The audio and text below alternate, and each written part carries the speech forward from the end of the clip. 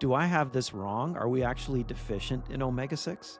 That the people who are saying don't use oils and don't use omega-6 haven't done their homework. So Is that right? Flaxseed Yeah. oil has not enough omega-6? Yeah, four I times. thought it was the opposite.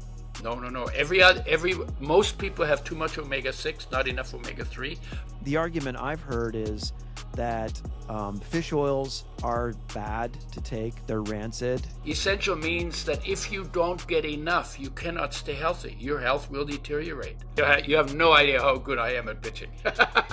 I think I have a PhD in that myself. Yeah. That's my wife. Yeah, and I think a lot of us have PhDs that we did not get from university. You will get deficiency symptoms. They will get worse with time. And if you don't get enough of any essential nutrient long enough, you die. 15% of our body weight is comprised of fats and oils. But there are good and bad oils. So which ones are we carrying around in our bodies? Well, it makes a difference.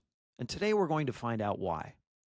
Our guest today holds a PhD in nutrition and is the face behind the renowned line of Udo's Choice, the supplement line. I've seen it on shelves for years and years and years. And his latest book is called Your Body Needs an Oil Change. Please welcome Udo Erasmus. Udo, thanks for being here today. Hi, thanks for having me, Mike. I appreciate it. And you know, your book is great. I was fortunate enough to read it. And, you know, you talk a lot about fats and oils that heal and the fats and oils that kill. And that's been a big discussion these days, just in health circles. And I wanted to get into this. So I'm excited to speak to you today. Yeah. You know, you've got a big name in the supplement industry, and it's great to speak to you in person. Talk about that. The oils and fats that heal and the oils and fats that kill. There's a big difference. Yeah. Okay. So I guess, you know, everybody or a lot of people these days are saying, don't use seed oils, don't use omega-3s. Mm-hmm. And there have been books like that. I've been doing work with oils for 45 years. I started in 1980, right? Wow. After I got poisoned by pesticides. And I got stuck on oils because it was the most complicated part of nutrition. And the way and where I got stuck and where the homework got done, that the people who are saying don't use oils and don't use omega-6 haven't done their homework. So here's how it went. I have a biochemistry genetic background, so pretty good in biological sciences. But I didn't study nutrition until I got poisoned. So I'm reading through nutrition. It's like I got poisoned. They don't have anything for me, you know. So how do I fix myself? Well, body's made out of food, water, and air. So maybe I need to raise the standard of my intake of food, water, and air, and maybe I need to stop spraying pesticides carelessly too, Yeah. right? Mm-hmm. And so I'm reading through all this stuff, and there's 18 minerals that are essential, 13 vitamins that are essential, 9 essential amino acids from proteins that are essential, and 2 essential fatty acids that come from oils that are essential. And what does the essential mean? Essential is any nutrient that you have to live and be healthy, that you can't make from anything else in your body, and that therefore you have to bring in from outside, either as food or a supplement or in some form. You got to bring it in from outside. Mm-hmm. That's the first part.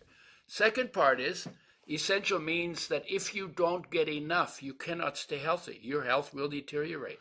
You will get deficiency symptoms. They will get worse with time. And if you don't get enough of any essential nutrient long enough, you die. That's how important they are. Mm-hmm. Then the third part of the definition is that if your health is deteriorating, but you bring back enough of the essential nutrient whose lack caused the problems, then all of the problems are reversed, because life knows how to make you a body that works, provided you take responsibility for bringing in the building blocks, that they land in your body so life can do its job. Okay?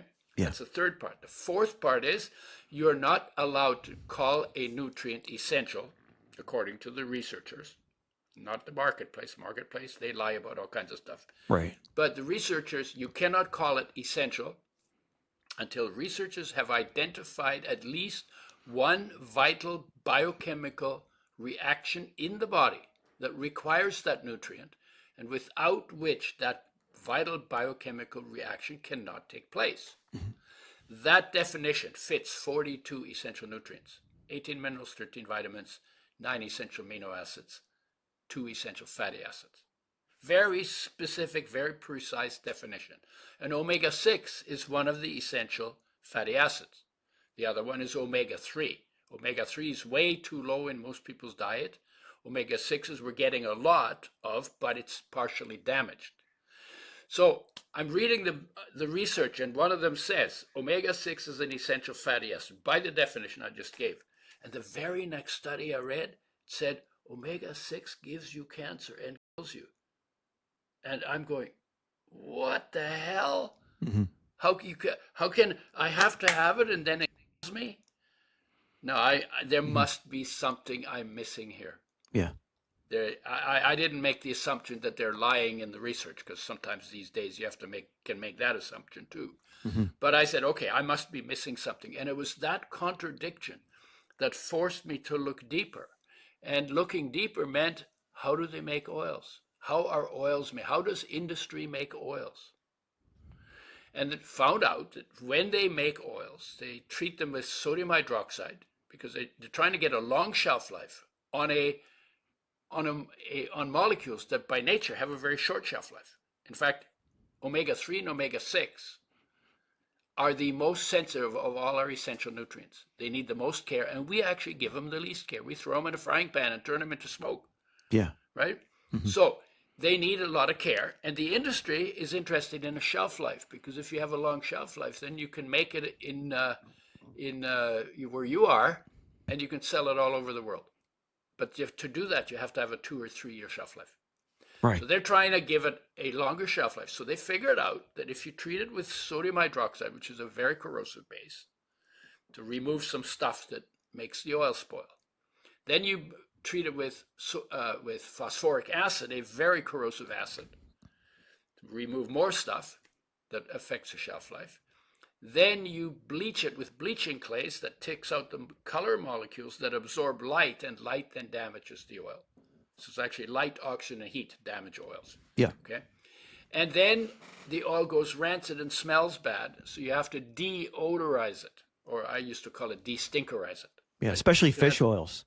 Well, they all smell bad when you've done those things to them. Right. So in order to get rid of the bad smell, and by the way, fish oil is 5 times more sensitive than the plant omega-3.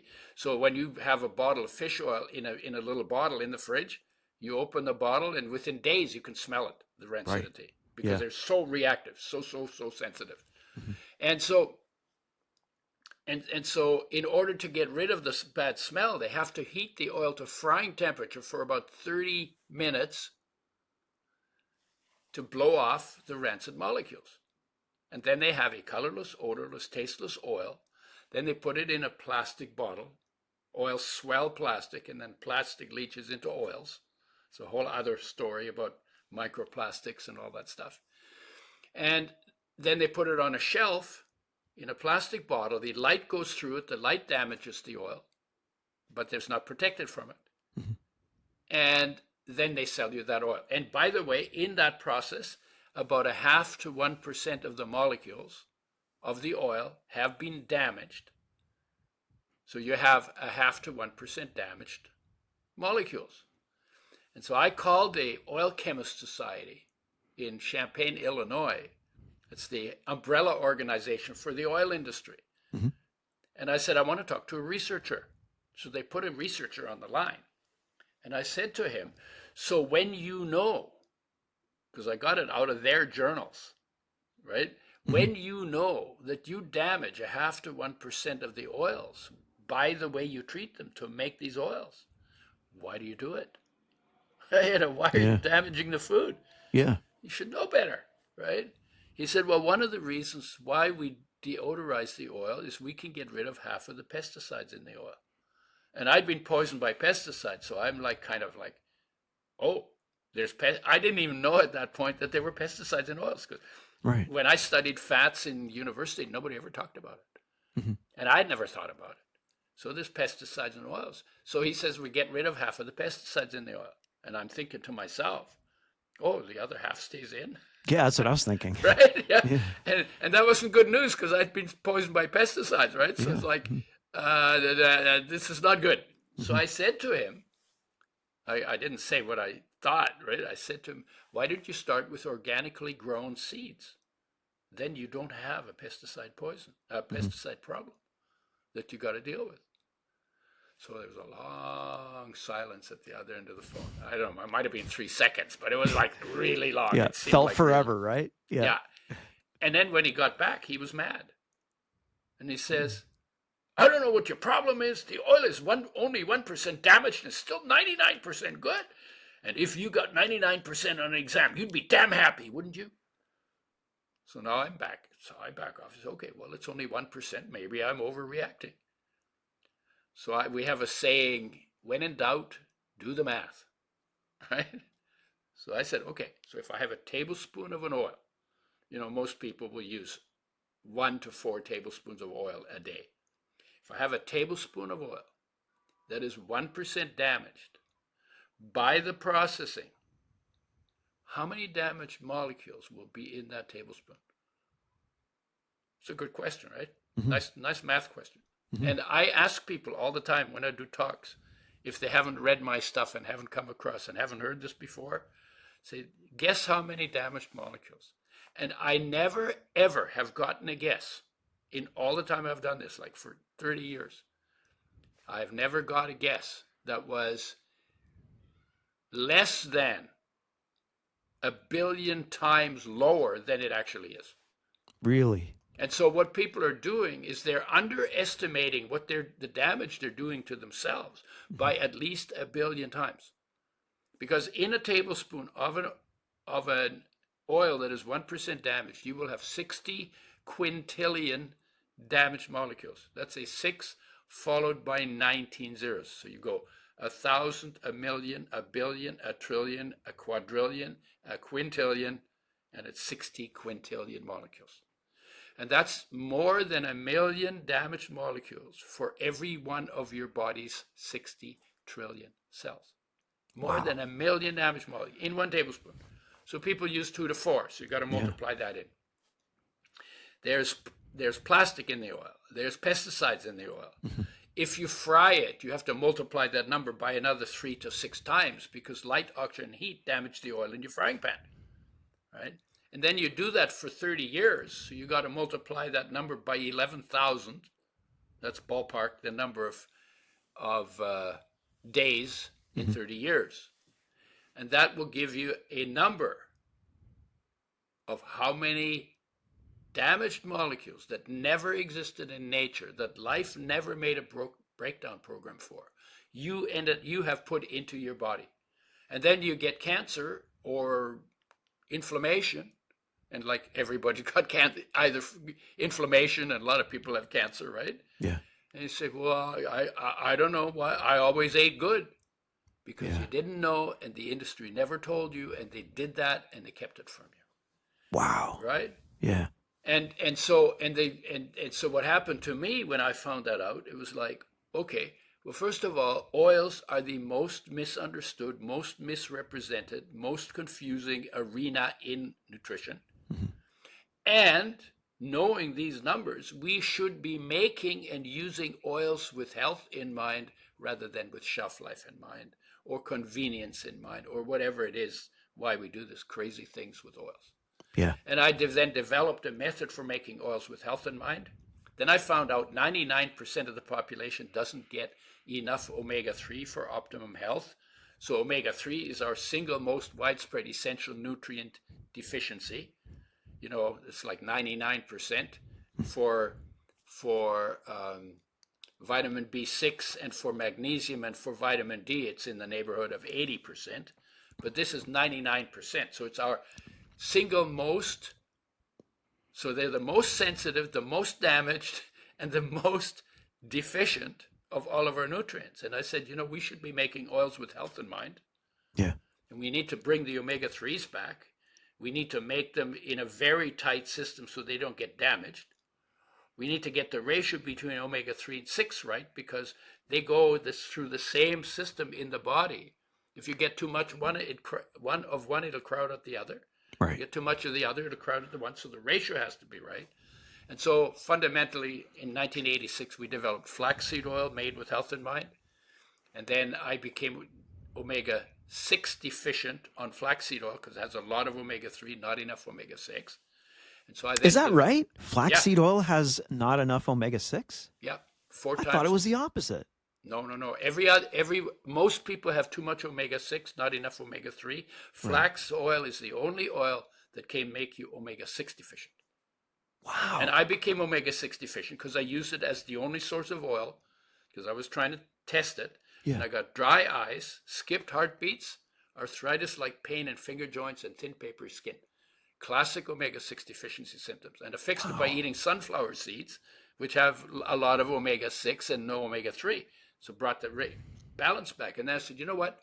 If people can get omega-6 deficient in flax oil, we need to make a blend where the ratio is right so that doesn't happen. And so then out of that came a blend of oils with 9 different ingredients in them. And we basically addressed everything. They go in glass, not in plastic. We put a box around it so no light comes through the glass. And it's refrigerated in the factory. It's refrigerated in the stores. You refrigerate at home, and you never, ever, ever, ever use it for frying. You add it to foods after they come off the heat source. I'm fascinated by what you're saying here because for years I've been told by doctors that I respect, that we get plenty of omega-6 just in our diets in the form of grains and the different foods that we eat. And, unless you're on a heavy paleo diet, some of those carb foods contain omega-6s. So do I have this wrong? Are we actually deficient in omega-6? No, only if you use flaxseed oil as your only source of fat will you become omega-6 deficient. Okay, I see. Yeah. It's only the only oil that can make you omega-6 deficient because it has 4 times more omega-3 than omega-6 in it. Okay. But what your doctor says about grains, if you eat grains, the amount of oil in a whole grain is like 2 to 4%. So there's not very much oil in there. Where most of our oils come from is from processed foods and from bottled oils, because all of the oils have omega-6s in them, and only a few oils have a little bit of omega-3 in them. Okay. But most oils don't have any omega-3 in them. And flax oil is the richest source. That's why we started with that. It would be the most sensitive oil in terms of damage by light, oxygen, heat. So if we can make that with health in mind, then we could just about make any oil we'd ever want to make with health in mind. So we started with that. Right. So, okay. So your doctor is wrong about the foods where you get the omega-6s from. Okay. Most of them come from the oils. Okay. We use a lot of oil. Everybody's got oil in their house. Yeah. Right.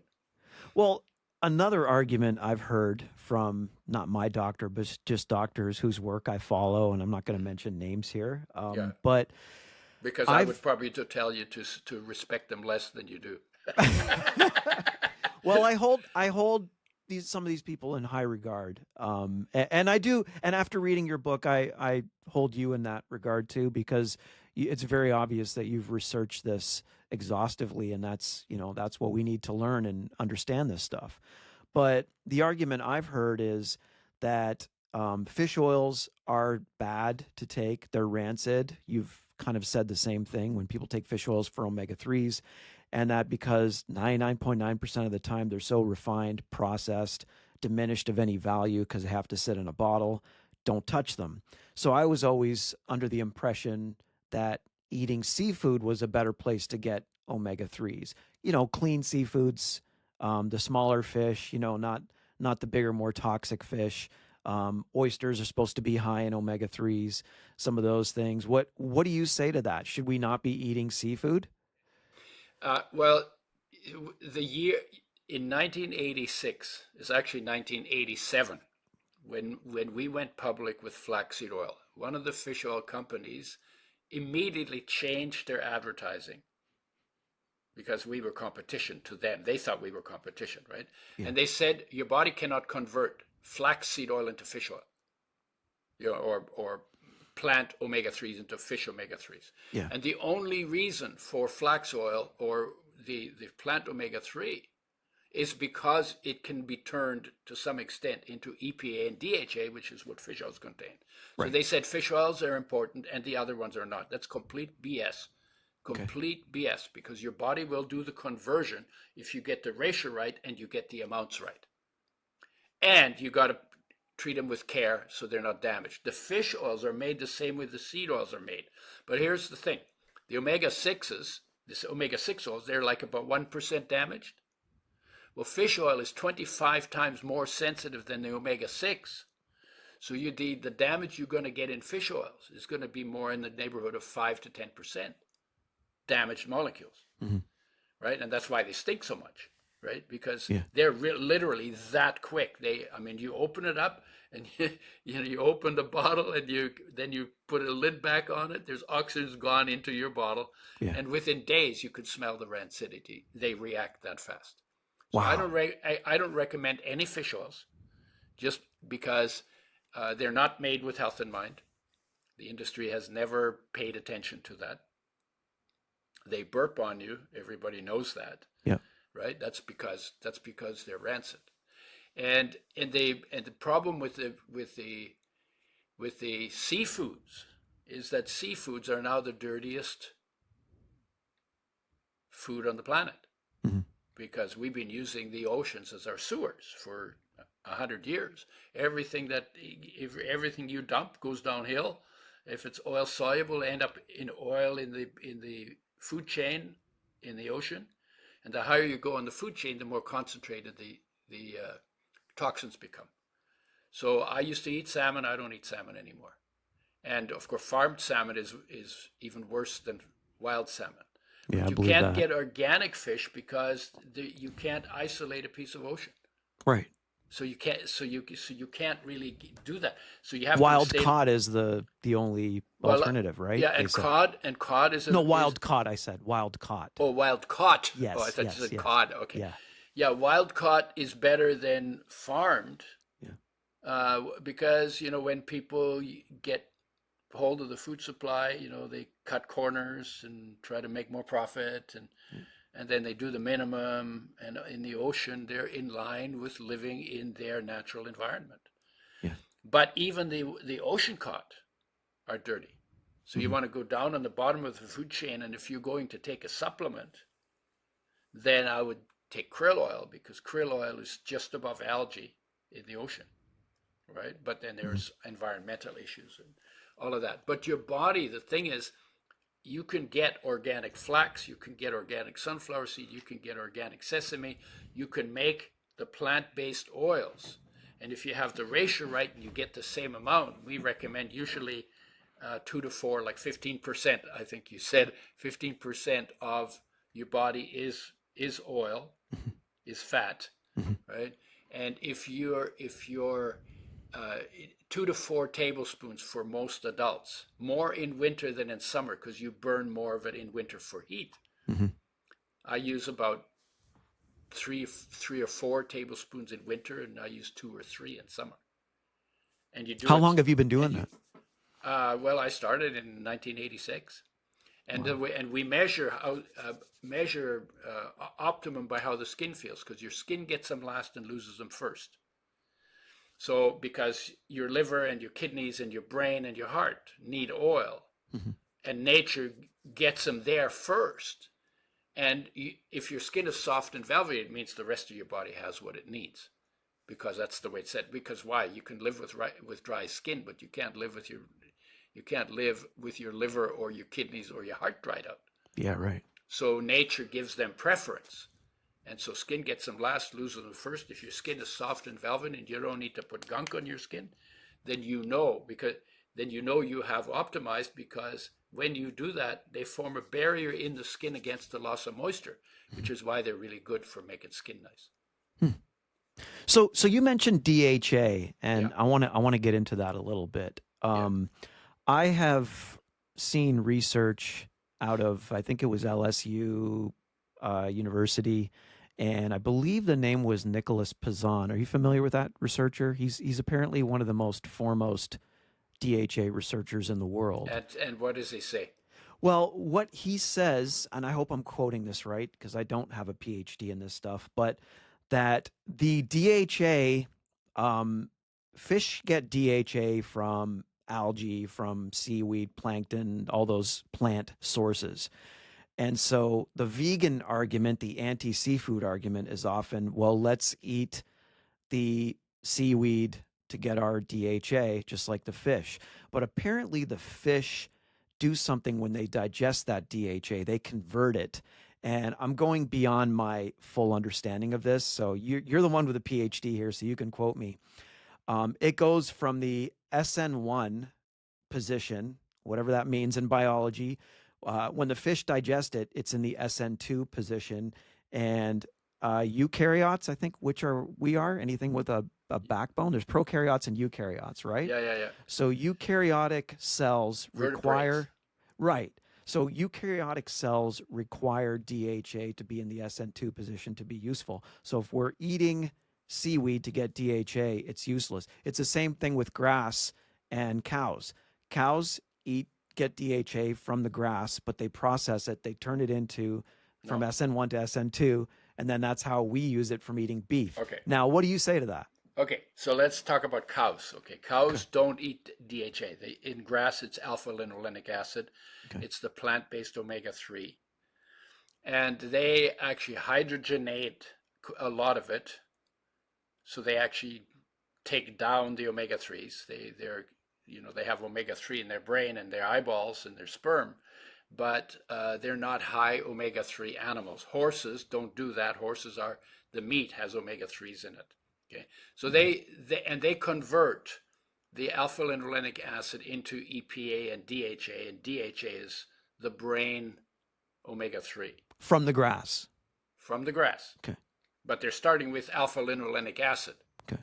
So they go through about 6 different steps of genetic enzyme steps to make DHA out of ALA. On the bottom of the food, okay,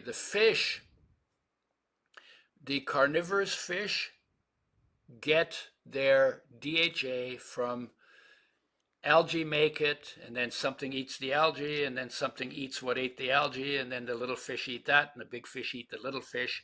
And so DHA works its way through the food chain. But there are algae who make DHA, and there are algae who don't make DHA. And there are vegetarian fish who eat algae without DHA, and they convert the alpha-linolenic acid in those algae into DHA for themselves. Okay. So your person that you're quoting, I don't know him personally, but the way you explained it, if that's what he says, and I may be wrong, just for the record. I don't want to beat either him up or you up. Yeah. But if what you say he says is what he actually says, then he probably is getting grants from the fish oil industry.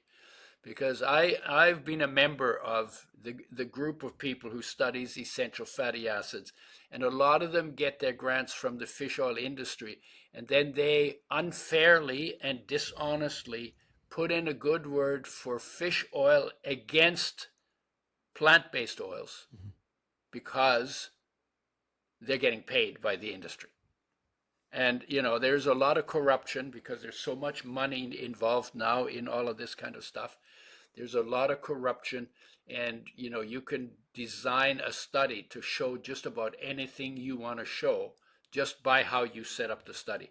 I could literally prove you that they don't convert, and I could prove that they do convert, just by doing different studies. So what are they supposed to believe? There's just so much out there, it's overwhelming sometimes. Yeah. In the end, you have to understand that the world is full of liars. Yeah. And I might be one of them because you don't really know, right? Right. Yeah. Because unless you have the background, and you have old background, because the new background, some of it is not true what they're publishing, right? So unless you have really basic background and you can figure out, well, that makes sense and that doesn't make sense, you have to trust nature, Yeah. because we came out of nature.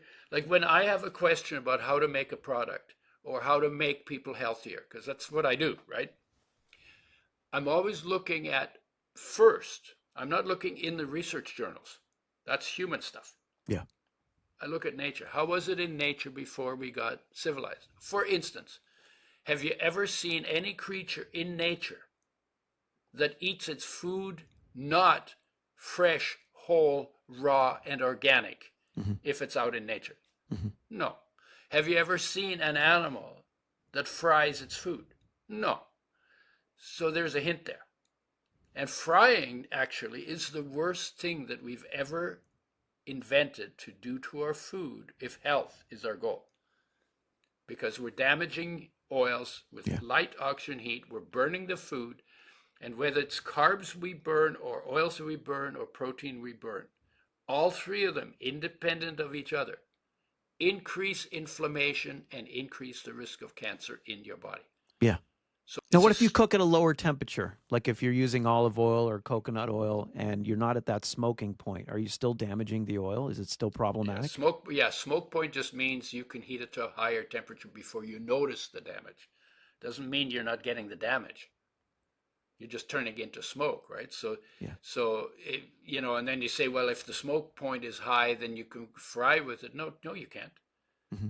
No, because you're damaging molecules. You're turning them into something that never existed in nature, that life never made you a breakdown program for. What about butter? What about butter and animal fats? Well, so the lower the temperature, the less damage you do.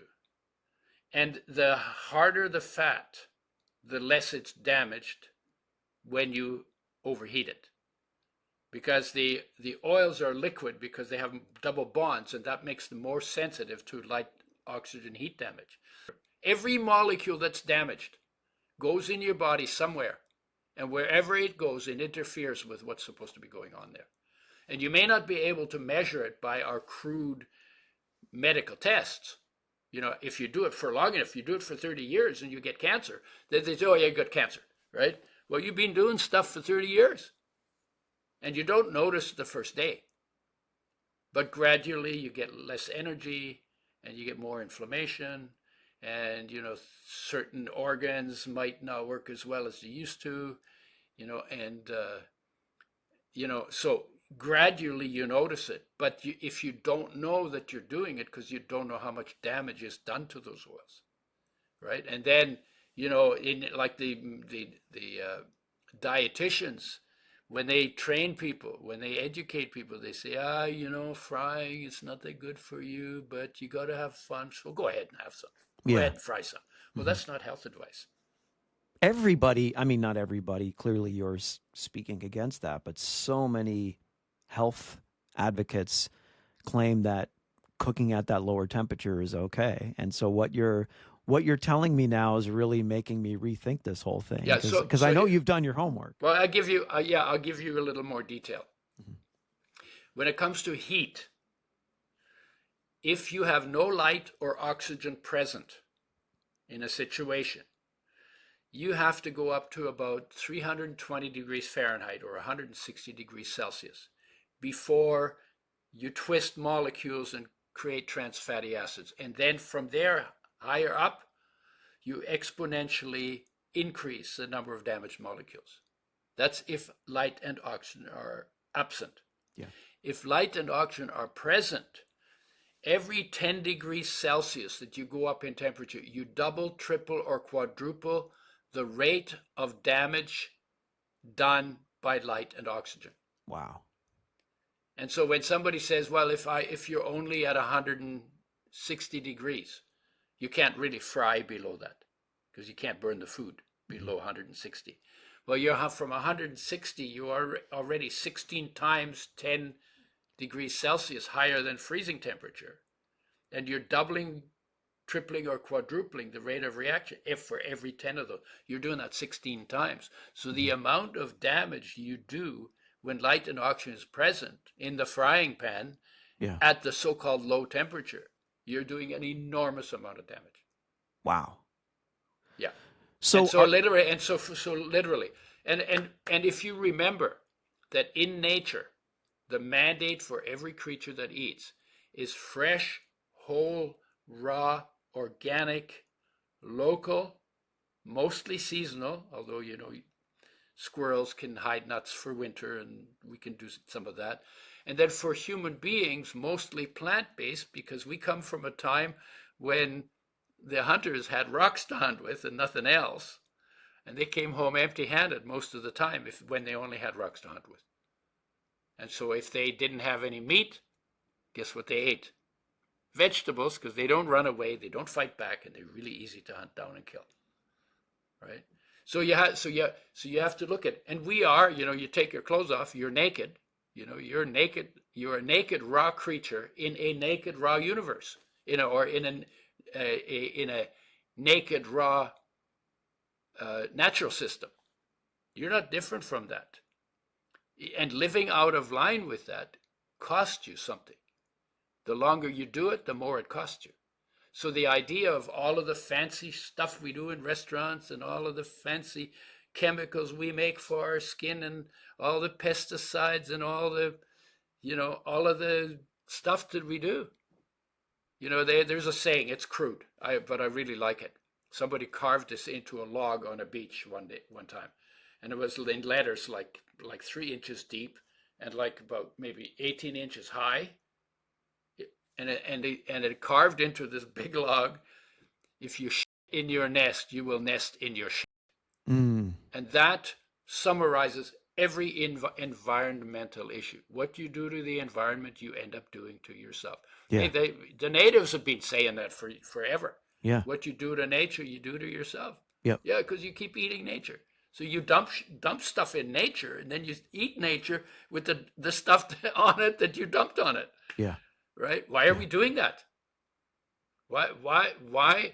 And it always comes back to, well, we're out of touch with our love for life, Yep. our peace and our unconditional love and the shine of that. So we're out of touch with that because, we were in touch when we were in our mother's womb, but now we live out here in the world of interactions. So we're not grateful for being alive. We're just like busy, right? Oh yeah. And then because we don't cherish our own life and we don't cherish the lives around us, then we just think we can do anything without consequences. And it's always driven, if it's not driven by love for life, guess what it's driven by? Money. Yeah. Yeah. Oh, we can make more money. Oh, we can. Oh, if we treat the oil with Drano window washing acid, bleach it and fry it before it goes in the bottle. Oh my God, we can sell it oh my God, we can sell so much money because we have, economies of scale and all of that, right? Yeah. And so the biggest issue with human beings, and this is that when we're in our mother's womb, we're inside the space our body occupies because there's nowhere to go. There's nothing to do. It's safe there pretty much. Yeah. And it's quiet, right? And everything's provided. So we're hanging out in deep meditation in mother's womb, kingdom of heaven, right? Yeah. And then we get pushed out. Now we have to get to know the world. And in the process, our focus goes outside our body from inside.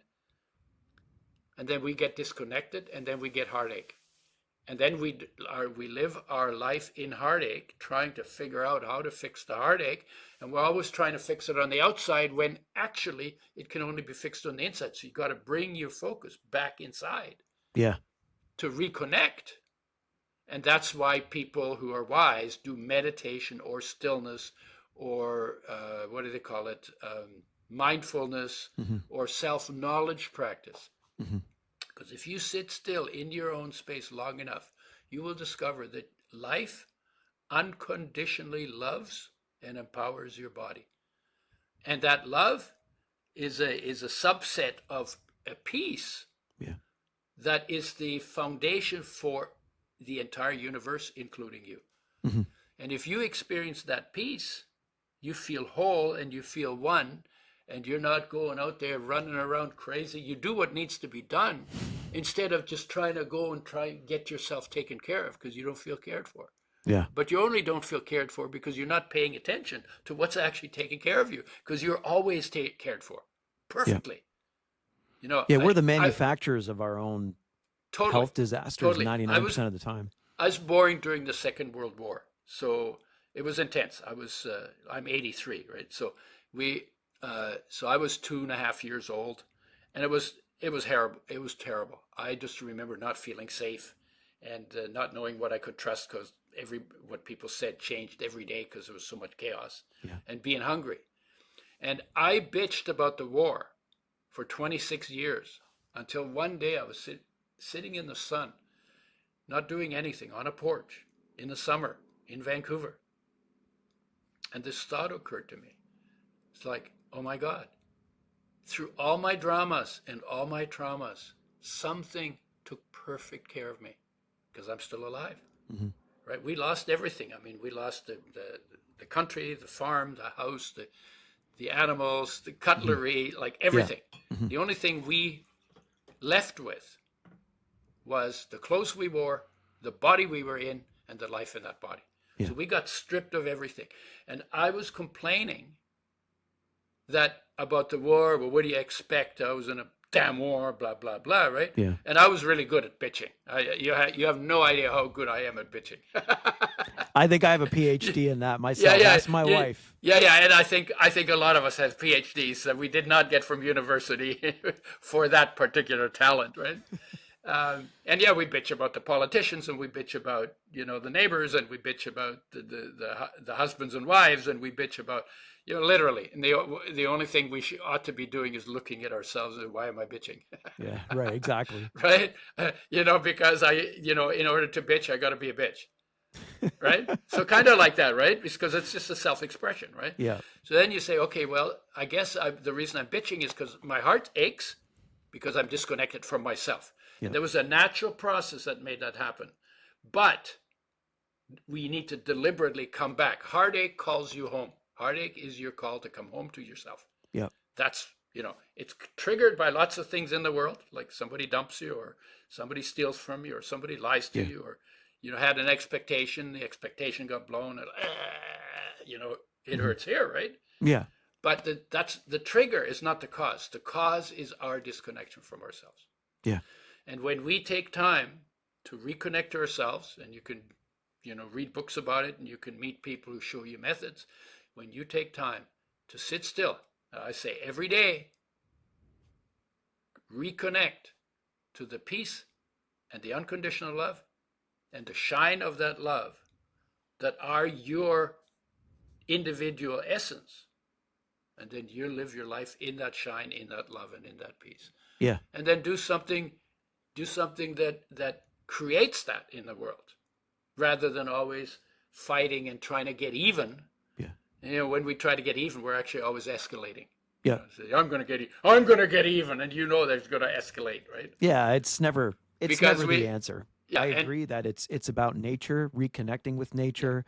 That's one of the reasons I have, I live in a warm climate because I believe in getting sunlight daily. That's part of my reconnection from nature. That's not the full remedy, but we need that. Yeah, I run around with my shirt off. I'm 83. I run around with my shirt off all summer. Yeah, and you look great, by the way. I'm in good shape. Yeah, and that's awesome. But I pay attention, and I do live the way I eat mostly raw. Mostly raw. Well, this is what I was going to ask you. You mentioned mostly raw, mostly organic, mostly plant-based. Yeah, mostly plant-based. So what does that mean? Is there animal proteins that you do consume? Do you cook at times? How do you I have a really nice stove, and I never use it. Really? Yeah. Very rare. I cook beets. I'll cook beets once in a while, because when I eat beets raw, they scratch my throat. I don't know why that is. Yeah. So I cook those, and sometimes I'll eat like onions and leeks. Mm-hmm. I'll cook those. Usually I cook asparagus, but most everything else I eat raw, because there's life energy, solar energy in the foods. Yeah, that's right. Right? Mm-hmm. Our life is solar energy. It's a fraction of solar energy, right? And in the raw photosynthesis. Foods, it comes from photosynthesis, and the solar energy is stored in the bonds between atoms. And when we break those bonds in our cells, then that solar energy is released. Now we call it life. So where do you get So your protein? everything, where's the cow get a protein? You eat a steak, right? Hmm. The cow is just a more concentrated form of grass, right? Right? Cows Yeah. only eat grass. There's enough protein in grass to make it that big ass cow, right? Yeah. So yeah, you eat the steak and oh wow, that's so good, and then and the cow can make a steak out of grass and cheese out of grass or milk out of grass, right? It's all Yeah. made out of grass. It doesn't eat anything else. And then people say, well, you got to eat animals, otherwise, where are you going to get your protein? Right. Well, that's the argument you always hear. Yeah, it's complete BS. Nuts and seeds have more protein in them than meat does.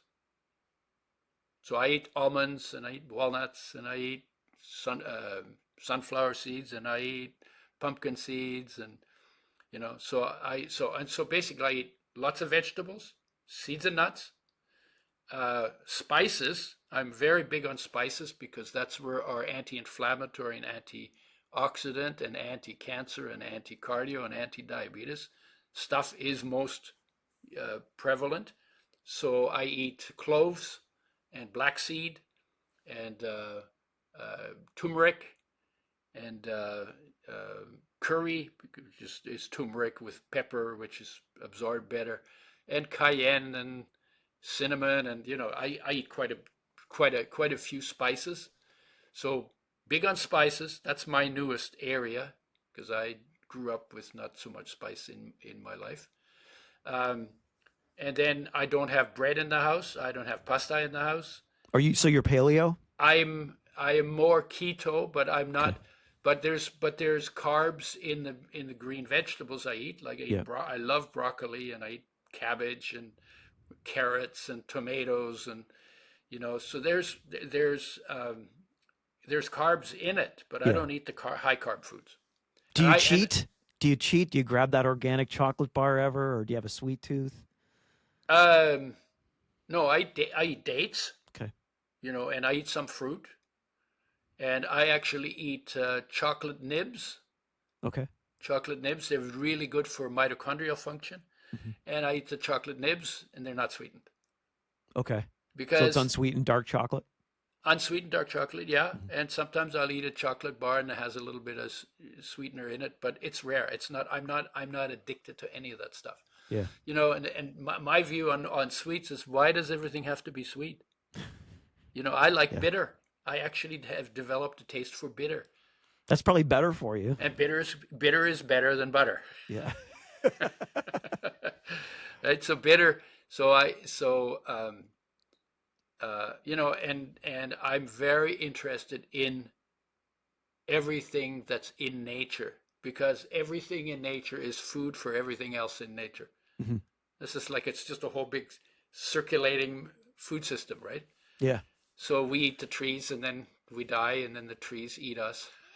Yeah. Pretty much. Or the bugs eat us and they become butterflies, or and then they fertilize the flowers, bees, and then and it's a whole system of all driven by the sun. So we're all of everything that's alive is a solar energy gadget, right? And so what do we need? We need sun, air, which the plants make for us, oxygen, water, which every living thing needs. That's the most important molecule on the planet is water, and our body is 70% water, right? And then all the 42 essential nutrients that come from foods, plus fuel, which is carbs or oils. I do better on oils than on carbs. I'm not doing it because I want to be keto. I'm doing it because my energy is more stable. When you eat carbs, you get your blood sugar goes up, and then you feel bad. Yeah. Then Right. insulin drives it into the cells, and you burn it in your cells. What you don't burn has to be turned into fat, and the body's very good at doing that because we come out of feast and famine situations. So Hmm. the body's very good at turning excess into storage fat. But then it's so good at it that when you've finished turning it into fat, you have low blood sugar. And Right. then you get cravings. Yeah. And then you say, I gotta eat or I'm gonna die. Right? And so you get these blood sugar swings and you get carb addiction. And I can get addicted to carbs. You never get addicted to fats because fats suppress appetite and they give you stable energy. Hmm. And Udo, they have more calories per gram. right, But overeating fats is hard because if you eat too much oil, you take too much oil, you get nauseous. right. It suppresses your appetite, then it makes you nauseous. If you eat more on top of that, then you throw up. Yeah, So it stops you and it produces stable energy because you're not going through blood sugar doing that. yeah. Udo, I hate saying this, but we're out of time, and I didn't even get to half of the things I wanted to discuss in your book. Would you join us for a second episode? Sure. Yep. Okay, I really appreciate that. Yeah. Set it up and we'll yeah. Yeah, no, I'd love to have you back because there was a Yeah. lot in your book I wanted to unpack, and I love where the conversation went. So I'm Yeah. happy with our discussion today. Yeah. Yeah. But I want more, man. I want more. Yeah. So I'm gonna bug you to Let's do come it. back. Okay. But let me just tell people how can they get familiar with who you are and your supplement line. Just a plug. Okay. I always joke about it. You say that's the wrong question because you really need to get in touch with yourself, not with me. Okay. That's the Yeah. other. That's the other question. It's a So business plug. I'm on Instagram. I'm on Facebook. I'm in LinkedIn. I have a YouTube channel, Udo Erasmus. Okay. I have on my website, which is udoerasmus.com. I have some of the podcasts I've done, and I've got some other stuff. And right now I'm working on turning total health, into a teachable field based in nature and human nature. We've never done that for 200,000 years. Yeah. Why? Yeah. And to turn human nature into a teachable field. Yeah. That's what I'm working on now. That's big. It's a big project. And Okay. Well, we're excited to hear more about it. Yeah. Yeah. And I'll make sure to include all your details in the show notes just so Yep. people can check everything out. Yep. And I really, really thank you for your time today, Udo Erasmus. Yeah, you're welcome. And thank you for having me. And I appreciate that you get the word out. Yeah. And I look forward to having you back. Let's do it. Well, that'll do it for this edition. Do you use essential fatty acids as a regular part of your diet? Drop us a comment. Let us know. We always love hearing from you guys. And of course, always check us out at Mikeseapodcast.com. Until next time, bye, everybody.